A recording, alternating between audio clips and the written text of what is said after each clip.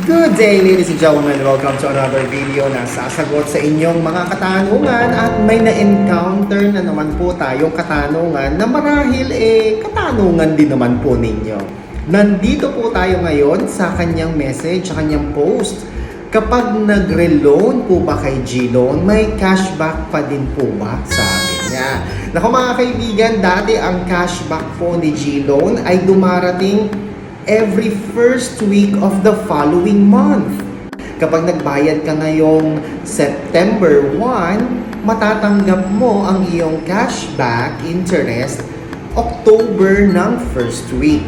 Okay? Pero alam nyo ba mga kaibigan, ngayon na bago na po ang patakaran o policy ni G-Loan kapag kayo po ay nag-advance full payment sa G-Loan. You are entitled to receive interest cashback if you fully pay off your loan at least 1 month before your last installment's due date in G-Loan.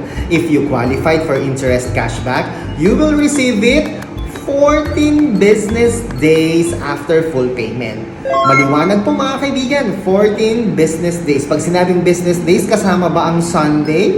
Hindi po. Ang Saturday, depende. Pero para sigurado, isama mo lang ang Monday hanggang Friday. Okay po ba yon? And don't worry, kahit magre-loan po kayo after ng inyong advance full payment sa G-Loan, eligible pa rin po kayo to receive your cashback interest.